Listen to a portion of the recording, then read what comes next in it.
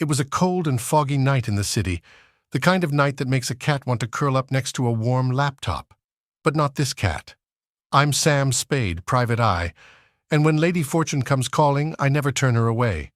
The dame's name was Felicia Firminton, and she was a classy tabby who liked the finer things in life: gourmet mice, catnip imported from the Orient, and a silk cushion by the fireplace.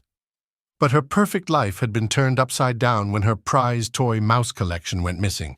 "Find Mousie, Mr. Spayed, and there'll be a saucer of cream waiting for you," she purred suggestively. Well, it was tempting, but I don't come cheap. "It'll cost you an all-you-can-eat buffet at Sardine Sam's," I countered. She agreed. Lady Fortune was smiling on me tonight. I lit up a catnip light and headed to the scene of the crime, a penthouse apartment on the Upper East Side.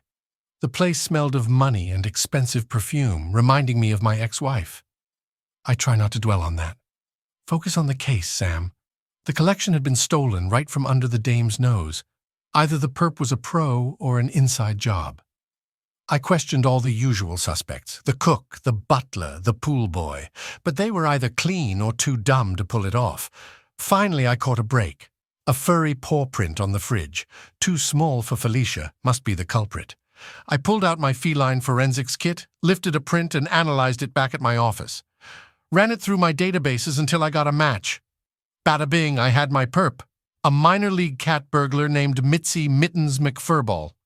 Word on the street was she'd do anything for a catnip fix.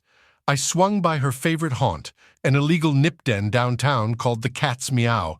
The place was filled with strung-out kitties living on one life or the other. I flashed Mittens' photo, and a skinny Siamese pointed me to the back room.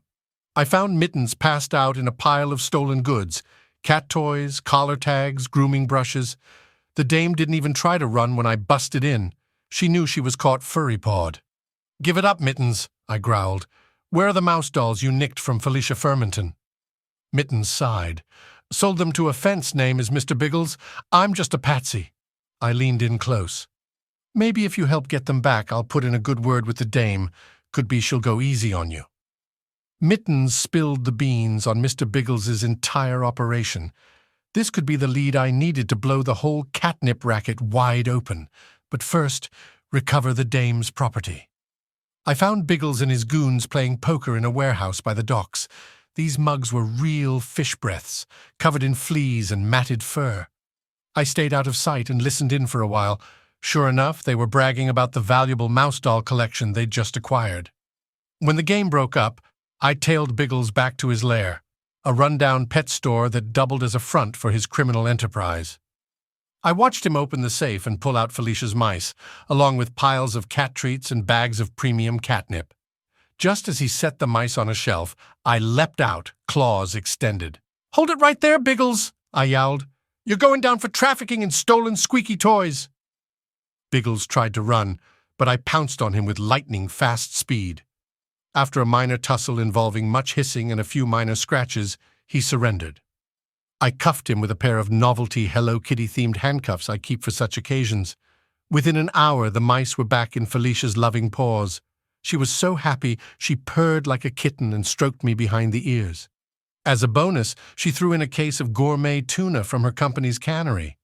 I headed home feeling pretty pleased with myself. Another satisfied customer. Maybe I'm not Mike Hammer, but this cat gets results. Although I could use a good brushing, I really should take better care of this ratty fur coat of mine. Ah well, tomorrow's another day. Lady Fortune's bound to come knocking again. But first, I think I'll settle in for a nice long nap in my favorite sunny spot. A cat detective's work is never done.